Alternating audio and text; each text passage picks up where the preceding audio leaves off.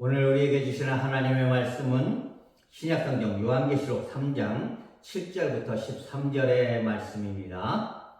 제가 가진 성경은 신약 401면에 있습니다. 받들어 있습니다. 빌라델비아 교회의 사자에게 편지하라. 거룩하고 진실하사 다윗의 열쇠를 가지시니 곧 열면 닫을 사람이 없고 닫으면 열 사람이 없는 그가 이르시되 볼지어다 내가 네 앞에 열린 문을 두었을 때 능히 닫을 사람이 없으리라. 내가 네 행위를 아노니 내가 작은 능력을 가지고서도 내 말을 지키며 내 이름을 배반하지 아니하였도다.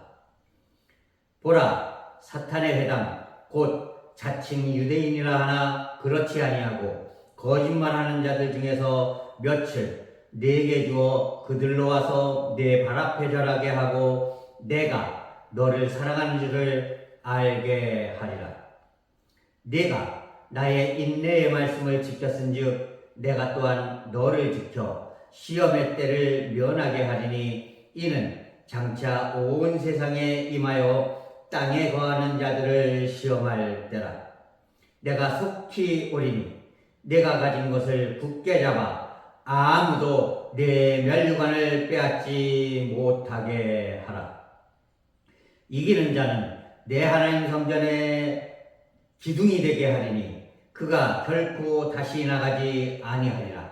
내가 하나님의 이름과 하나님의 성 곧 하늘에서 내 하나님께로부터 내려오는 새 예루살렘의 이름과 나의 새 이름을 그의 위에 기록하리라. 귀 있는 자는 성령이 교회들에게 하시는 말씀을 들을지어다. 아멘. 우리 함께 크게 외쳐보죠. 예수님이 부활하셨습니다. 부활의 신앙으로 승리하는 삶을 삽시다.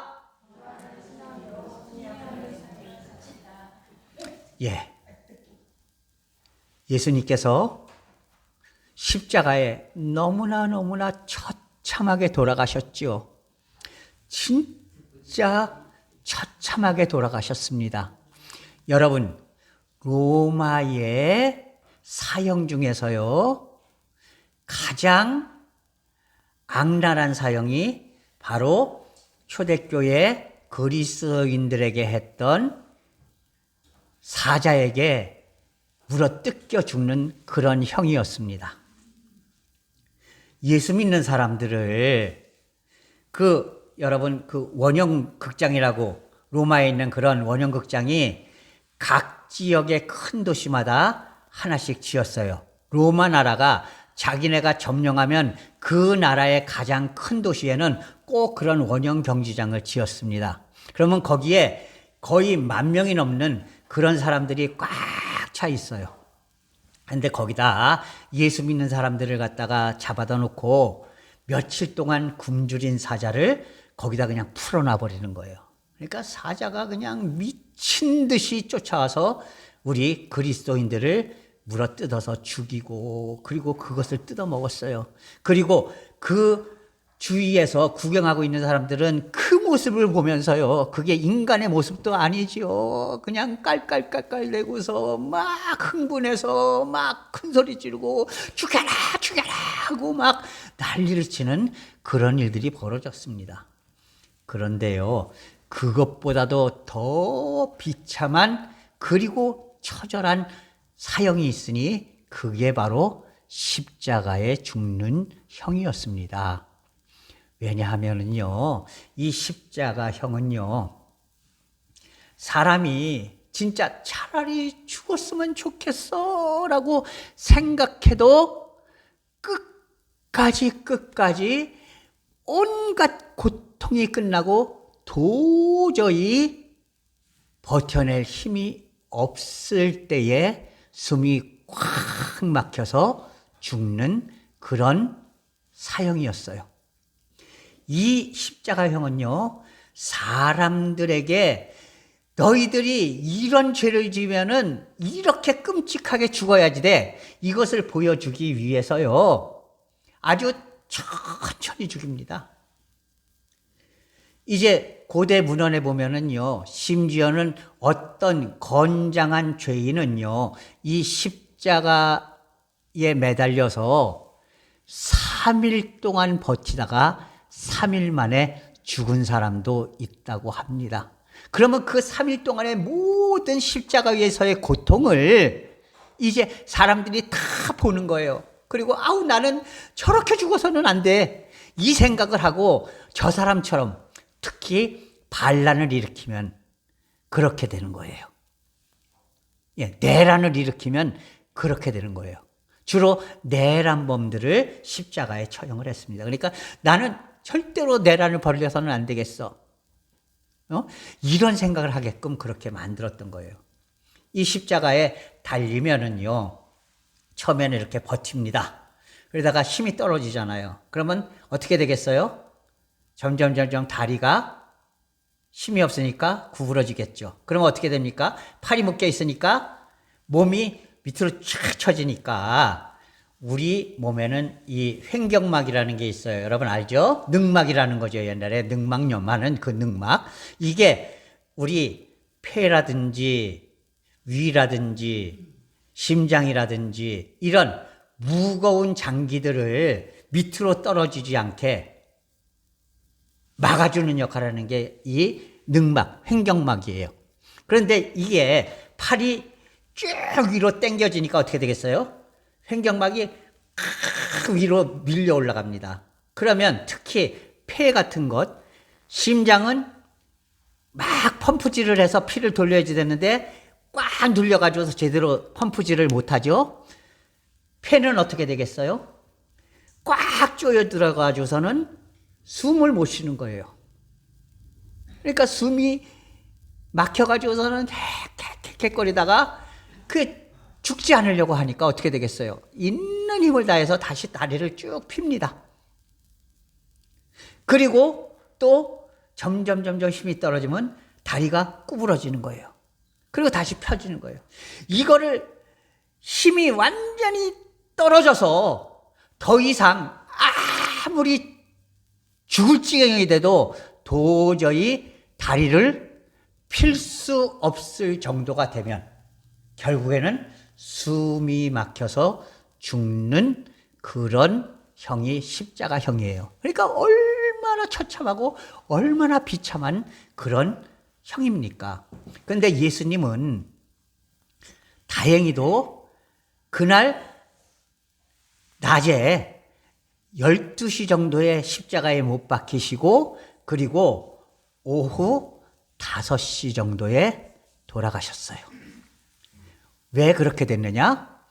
그 날 해가 지면은 안식이 시작되는데 이스라엘 사람들은요, 이제 사형 같은 거를 할 적에는요, 절대 안식일이 시작되면은 집행을 하지 않아요. 그러니까 예수님을 십자가에 그냥 놔두지 않기 위해서 예수님의 허리에 창을 찔러서 그 피를 다 흘리게 하고 그 다음에 이제 다리를 부러뜨리려고 했어요.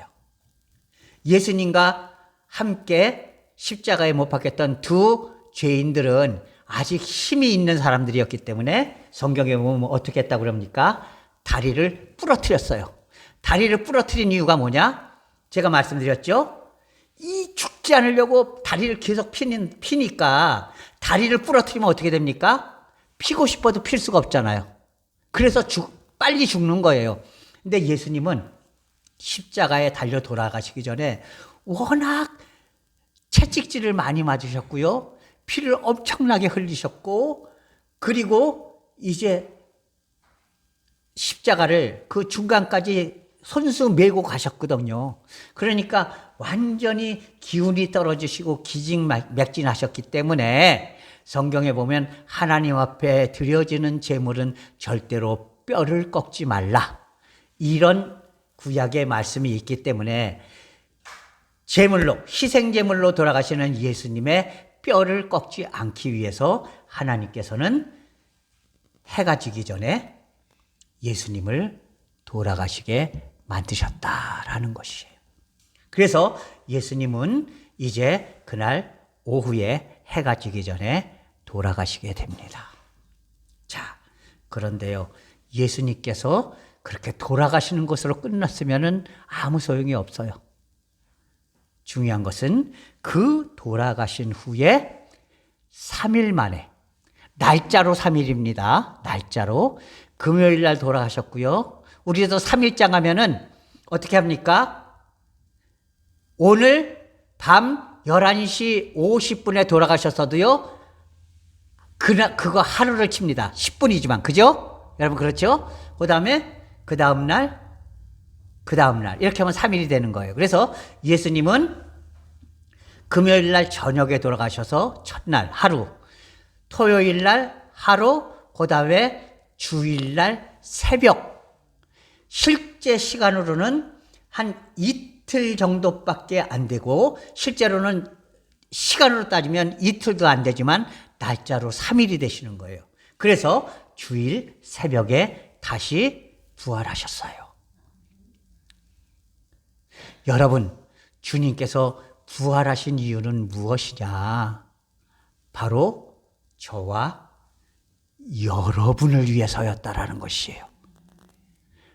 왜 주님께서는 부활하실 수밖에 없었을까?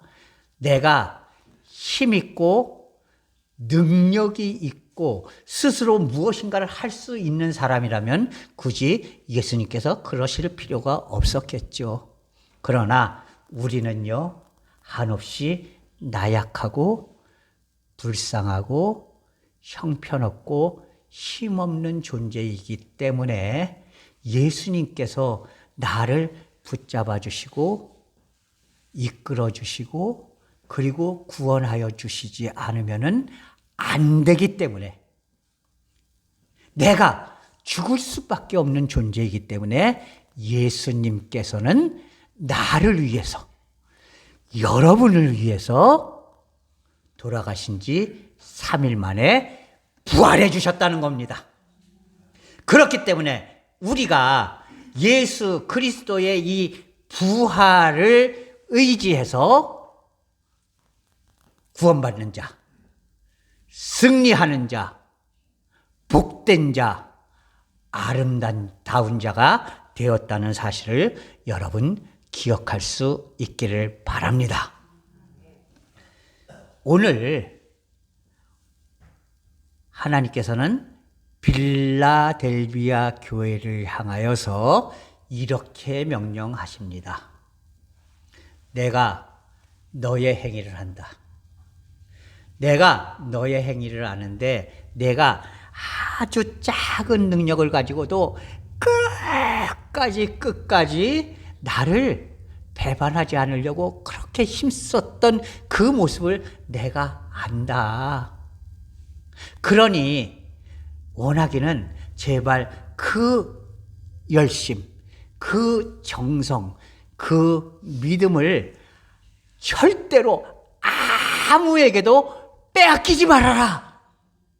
예? 절대로 빼앗기지 말아라.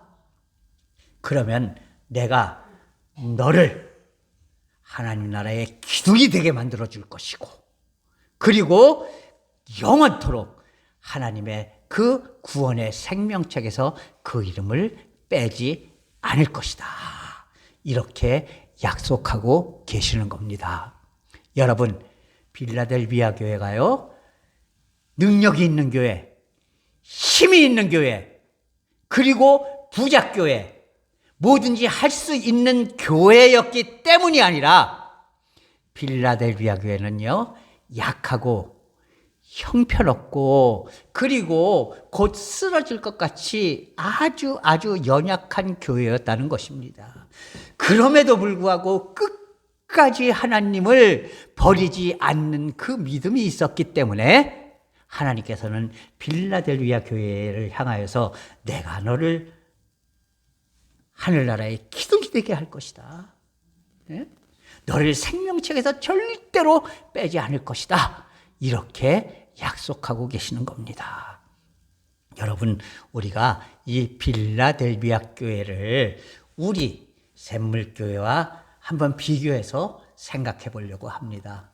사실 우리 교회가 100년이 넘었잖아요.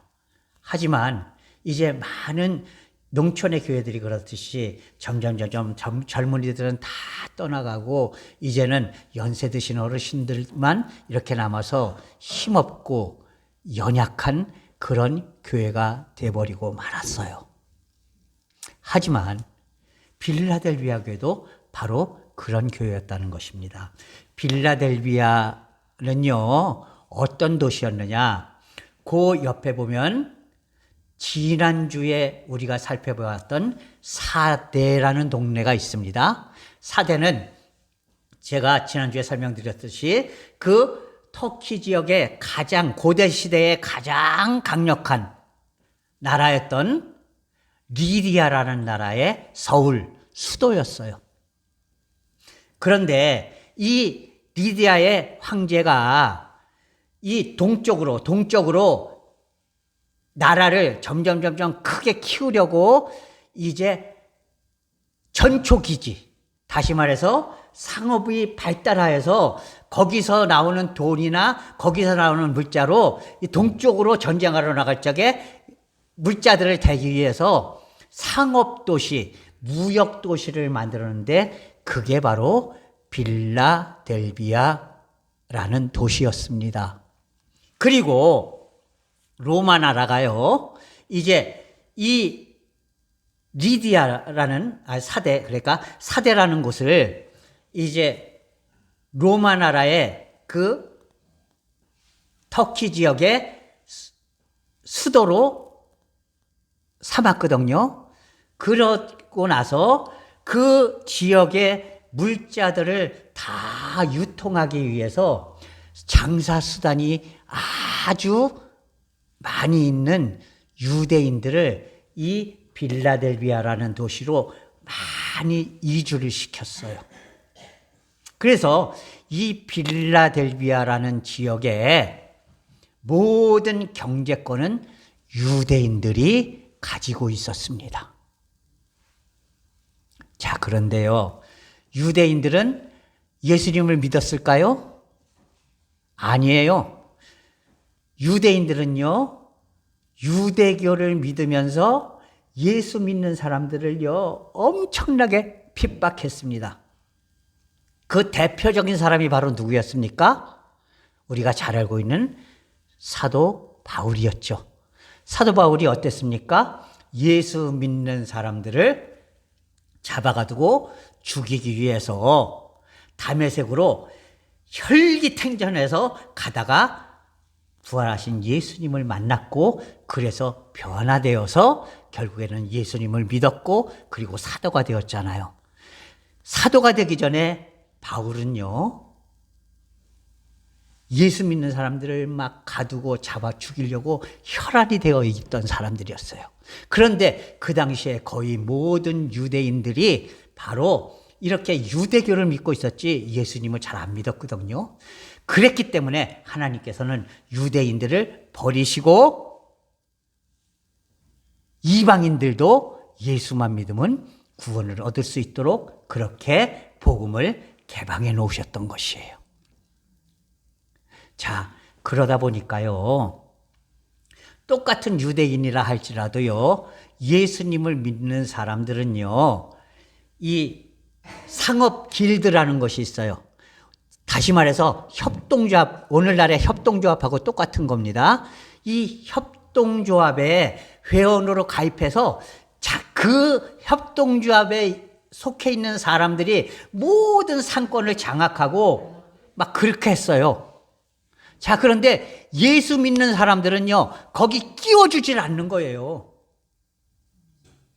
그러니까 예수 믿는 사람들은 돈을 제대로 벌 수가 있었겠습니까? 없었겠습니까? 돈도 제대로 못 받아요. 못 벌어요. 그리고 이 빌라델비아 지역에는 유대인들이 아주 강하니까 예수 믿는 사람이라고 그러면은요, 엄청나게 무시하고 막 박해하고 그랬어요. 그러니까 빌라델비아 교회는요, 작고 부자들도 없고, 그러니까 교회도 가난하고 이런 교회였다는 것이에요. 그런데 이 빌라델비아 교회가 하나님 앞에 칭찬만 받은 교회가 되었거든요. 그 이유가 무엇이냐?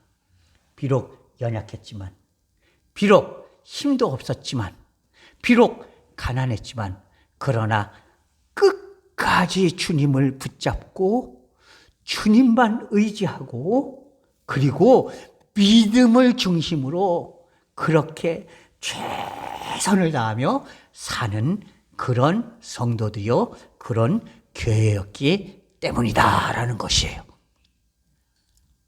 바꾸어서 얘기하면요, 비록 우리 샘물교회도 지금은 연약하고, 지금은 약하고, 지금은 그렇게 많은 것으로 나누고 베풀 수 있는 여력이 있는 교회는 아니라 할지라도, 그러나 내가 가지고 있는 이 능력을 가지고서 끝까지 하나님을 배반하지 아니하고 끝까지 하나님만 의지하고 끝까지 하나님 안에서 살려고 노력하고 절대로 내가 가진 그것을 빼앗기지 않는 그런 성도와 교회가 된다면 하나님께서는 결코 우리 교회를 필라델비아 교회처럼 하늘나라에 힘있는 기둥과 같은 교회요, 기둥과 같은 성도요, 절대로 하나님의 생명책에서 제외되지 아니하는 그런 성도들로 반드시 만들어 주실 것이라는 사실을 여러분 꼭 기억할 수 있기를 바랍니다. 하나님께서는 빌라델비아 교회에게 말씀하십니다. 너희가 이 부활의 신앙을 가지지 아니하였느냐? 내가 부활한 것은 바로 힘 있는 자들, 가진 자들, 능력 있는 자들, 높은 자들을 위해서 한 것이 아니라 힘없고 가난하고 연약하고 능력 없는 너희와 같은 자들을 하나님의 품으로 안기게 만들기 위해서 부활한 것이다. 그러니까 너희는 약하다고, 형편없다고, 가난하다고 가슴을 치면서 그렇게 한탄할 것이 아니라 너에게 있는 그 능력이라도 그냥 내가 할 수 있는 최선을 다해서 예수 그리스도를 붙잡아라. 하나님을 붙잡아라. 끝까지 너의 이 부활의 믿음을 빼앗기지 말아라. 그리하면 내가 반드시 내 하나님 나라의 기둥으로 너희를 사용하여 줄 것이다. 너희를 복된 자, 아름다운 자, 하나님의 은혜와 사랑이 항상 차고 넘치는 자로 만들어 줄 것이다. 이렇게 말씀하고 계시는 것입니다. 그러면서 하나님은 오늘 이렇게 말씀하십니다. 귀 있는 자는 성령이 교회들에게 하시는 말씀을 들을지어다. 여러분, 우리에게 하나님께서 귀를 두 개를 주신 이유는요, 하나님의 말씀을 꽉 담아 들으라는 겁니다. 한쪽 귀로 듣고 한쪽 귀로 흘러버리라고 두 개의 귀를 주신 게 아니라요, 양쪽 귀로 꽉 담아서 더 이상 나갈 데가 없으니까 머릿속에, 그리고 내 가슴 속에, 심장 속에 그 말씀과 은혜를 꽉 담아두라고 우리에게 이 소중한 두 개의 귀를 주신 겁니다. 그렇기 때문에 오늘 성경은 말씀합니다. 귀 있는 자는 성령이 교회들에게 하시는 말씀을 들을지어다.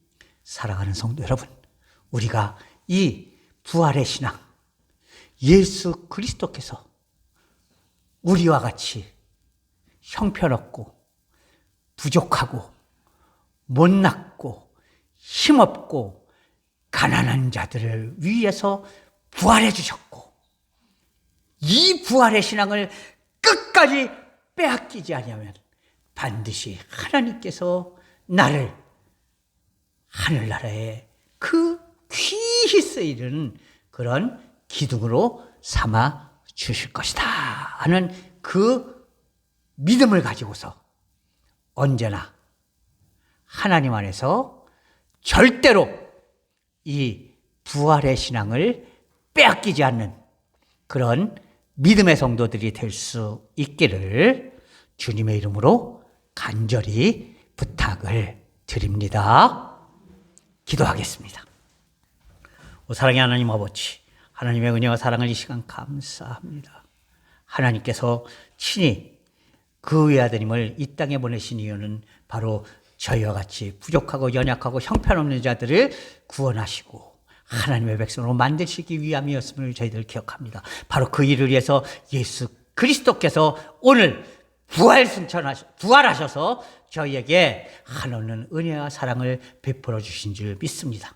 비록 우리가 연약하고 힘없고 가난하고 아무 쓸모없는 존재인 것 같아 보이지만 우리에게 있는 이것을 가지고 끝까지 하나님을 붙잡고 끝까지 하나님만 의지하여서 절대로 이 부활의 믿음을 빼앗기지 아니하고 하나님 안에서 승리하는 삶을 살아갈 수 있도록 인도하여 주시옵소서.